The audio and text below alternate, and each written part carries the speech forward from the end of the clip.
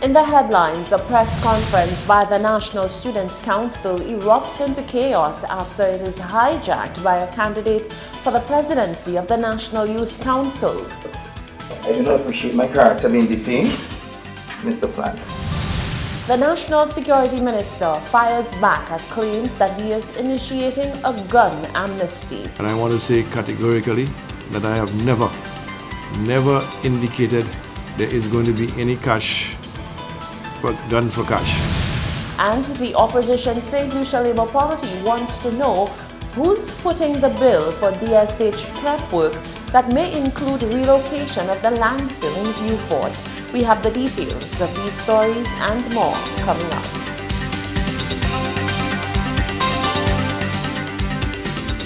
This is the Hot 7 Nightly News with Lovelace and Amy Joseph. Good night. It is Thursday, the 8th of August, 2019. Welcome to the Hot 7 TV Nightly News. We're on Flow, channel 117, also being simulcast on Kiss FM 105.5 and 105.9. We're live on Facebook at Caribbean Hot 7 TV, and you can also watch on our free Caribbean Hot FM mobile app. I'm lovely St. Amy Joseph. Thank you for joining us. The St. Lucia National Students' Council attempted to hold a press conference to address what they say were damning comments made by a candidate running for the seat of National Youth Council President, his name Robert Rene. The conference took an unexpected turn when Rene walked into the room to hash out concerns of his own. Hot 7 TV's Solange Alfred was there and filed this report. The issue at hand? To address recent comments made on social media by National Youth Council presidential candidate Robert Rene, the St. Lucia National Students' Council called a press conference where the facts were laid out in an attempt to clear their name, which was being connected to campaign bias and lack of professionalism. Whilst conducting the conference and outlining the issues Rene had brought up, to the surprise of the Student Council members, in walks Rene himself. What followed after was an unceremonious walkout by the members who took issue with the presidential candidate's uninvited entrance. Mr. Rene, you are invading our press conference and we believe, and this is very disrespectful. So can you please step out? I do not appreciate my character being defamed, young man. How are you telling me? I do not appreciate my character being defamed, Mr. Plant. How did I defame your character? No, I'll allow you to speak and make your statements. That's fine. And I will speak with the media afterwards. Yeah? You have all the information.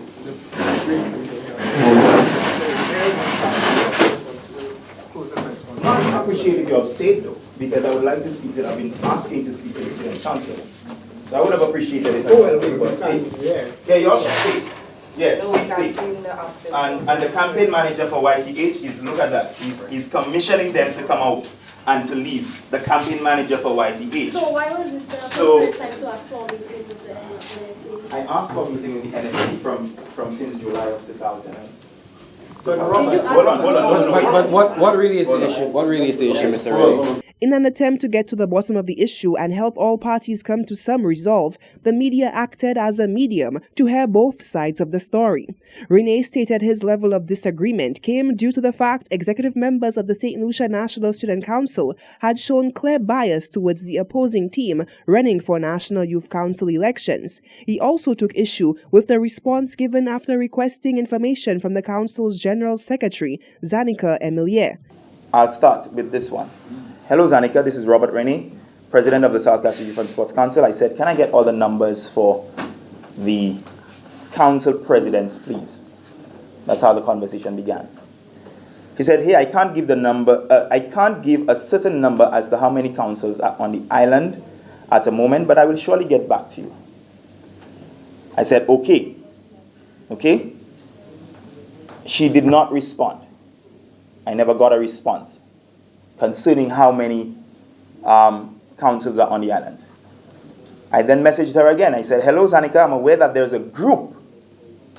Because you're saying that you don't know, and people must understand also the backstory behind this. The public relations officer of the National Students' Council has publicly pledged his support for Team YTH. As I was coming in here, the campaign manager for Team YTH is here facilitating this press conference. And he's accusing me of being political. Now, after coming from a debate that we were very disappointed with, I don't want to be starting any sort of issues with any associations, I don't. But he did, and so the debate once more ensued, back and forth with both sides telling their tale. Speaking on behalf of the St. Lucia National Students' Council and attempting to resolve the issue by even providing an apology was the General Secretary, Zanika Emilier. Today, I'm not going to stay here and lie, it's very disappointing with what's been going on, and I can say from someone who has been directly receiving messages from Mr. Robert Rennie, I can say that what's going on here is very unnecessary. Because if you reach out to a certain member and they specifically told you that they will get back to you, why not respect that message and wait? You didn't have to come and message another member who told you again, we will get back to you. Because the truth of the matter is, all our schools at one point had councils, but some of them dissolved, students lose interest, so we lose track of how many numbers, specific numbers are there. So when I am telling you that I don't know the certain amount of students' councils on island, you need to take my word for it. Because I'm the General Secretary, I keep track of these things, so I know. As the National Students' Council, we would like to move forward with both teams, not creating anything where people feel like we're biased, because as we always say, we're neutral. That's why we sat as a council and we decided that, hey, we would invite both teams to speak, because Mr. Rennie wanted that. We couldn't do it. Last week, I said I'll get back to him. We actually had a capacity building workshop for our councils to speak to our councils, get to know what the students are doing as NSC. Of course, this is one of our key jobs as NSC, to be in contact with our councils and to be associating with them on, regular basis.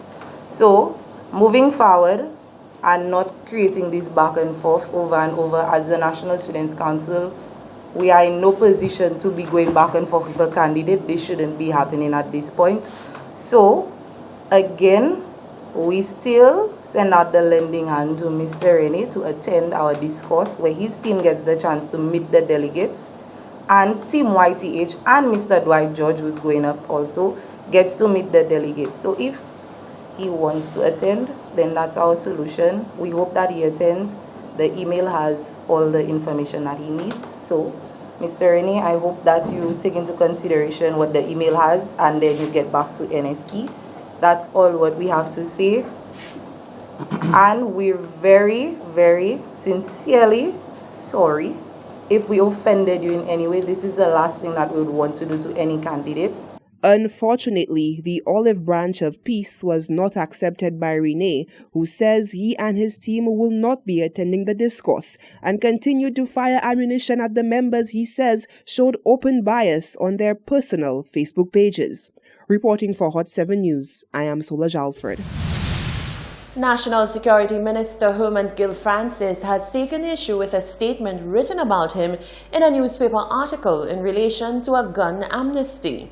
Francis, who recently returned to his post after being away on sick leave, requested an audience with our news crew to clear the air on the matter. The article in question is titled "Guns for Cash, Amnesty Back on Track" and was written in a Thursday, 8th of August issue of The Voice newspaper. After reading an excerpt of the article, Francis went on to strongly deny the claims made in the article. The TV clip I saw of Senator Herman Gill Francis making the disclosure did not disclose exactly whether the amnesty will involve payment and guarantees of no prosecution. I haven't heard, read or seen any other public disclosure about it. But if it's the same program with the same intent of using the same mechanisms to achieve the same ultimate objective, then isn't this one of many examples of one government realizing it may have taken a bad decision in an earlier life and humbly returning to correct it. I'm very taken aback at this article, and I want to say categorically that I have never indicated there is going to be any cash for guns for cash. I am against this program, and I've said on numerous occasions that we will not support an initiative like this. The National Security Minister said he has always believed that there are many ways to get guns off the streets rather than paying for them. I remembered very early as the Deputy Commissioner, I was mandated by the Commissioner at the time to work with Mr. Richard Frederick and the young people in Castries in a football competition, where I thought that to participate in it would mean that there would be less crime in Castries. At the time, Central Castries had a lot of homicides. So I met with Mr. Richard Frederick and the leaders of the various communities, and we discussed the program. I initially told them that I would not work with them unless and until they brought in the guns that they had in their possession. The leaders at the time decided that they were not going to bring any guns to me because they were not sure whether I would keep my word of introducing any prosecution. So I got up and I was about walking out of the meeting when Mr. Frederick stopped me and said to the guys that if you all are afraid of prosecution, bring the guns to me and I will take them to Mr. Francis. They agreed. I must say that the program worked for the 2 years that it was in existence. The homicide rate came down from 50 to 29 in the first year and from 29 to 27 in the second year. Minister Francis said he knew that the success would be short-lived once the program was finished, and he guessed correctly. He stressed on the fact that both himself and the government opposed the idea of a gun amnesty. No guns came to me from Mr. Frederick.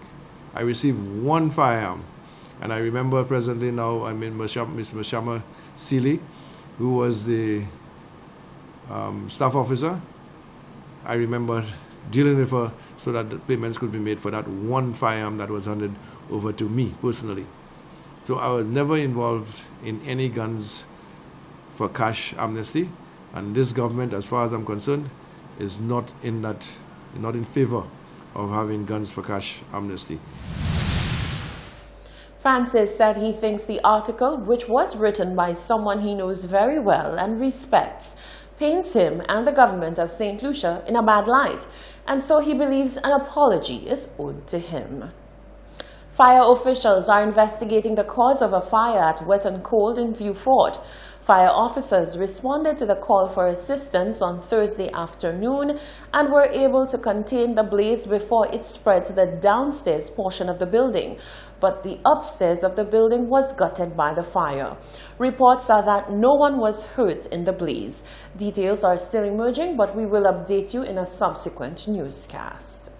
In other news, many have compared the recent National Youth Council presidential debate held with the candidates running for the seat for president of the NYC as one which mirrored the poor political atmosphere rampant in St. Lucia. Some argue that the candidates seemingly nitpicked at the past actions of the executive of the NYC rather than taking the opportunity to discuss what their actions will be to better the organization. Solange Alfred tells us more. The National Youth Council is one which serves the needs of the youth of the nation, addressing pressing issues and offering up solutions. The recent presidential debate offered the candidates the platform to speak on matters of the day, as well as outline the way forward for the council. However, what overwhelmed the debate was an air similar to that of the nation's politics, where quick jabs were thrown at opponents and severe nitpicking was done towards the council and its past actions. I'm not a politician. Okay? I don't only visit youth and sports councils when it's the election. Okay? I am not. And so, it took this gentleman, listen to me and listen to me well. It took this gentleman 2 years, okay, before he showed his face in his own constituency, shows there. Understand what I'm telling you? It's incorrect. And hold on. Okay, yes, you said you made one effort, but the fact is, Not one effort, Mr. Ray. listen, you Let's and I, avoid the back and forth. you and I Make your both know, contribution. Mr. Alfred, that It's been dishonest. you and I both know that Chozel has been deficient over the last year, and you have done nothing to help revive it. Lending her voice to the conversation was first Vice President of the National Students' Council, Sasha Polius. She says the direction the debate took was one that was not expected. Nobody anticipated it getting to that point, but unfortunately it did. I saw it as a great opportunity for all candidates to express themselves, to pitch their points, to talk about all the plans that they had for us as young people. And unfortunately, some of it came out, but not as much as I would have liked to hear. Or I'd like to believe the council would have liked to hear. It was a lot of just... We as NSC, we believe more in pushing forward because we've made mistakes as a council, and we wouldn't like that what we did before was just thrown back at us, or what we failed to do, was just thrown back at us, as opposed to helping us move forward. Okay, we didn't do that, so what do we do now? If you have a better idea of what we can do now, let us know, because we gladly take any help.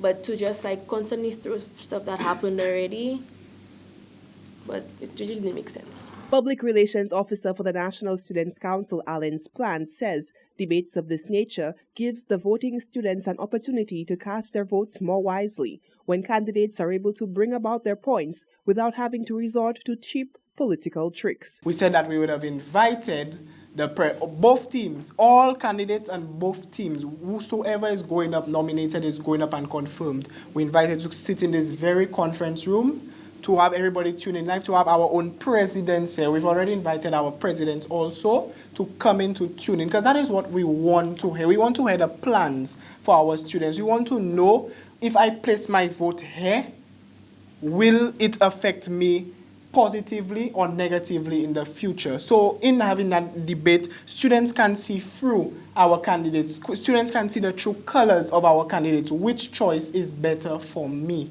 as a student and voting, because he is doing that for education. So if you're going up for education advocacy, I want to know in the next 2 years what is going to happen to me at my school, so this is why we formulated the debate for both sides, to hear both sides. The St. Lucia National Students' Council works with a mandate to rally students to go out and vote for the candidates of their choice for representation on the National Youth Council. Reporting for Hot 7 News, I am Solange Alfred.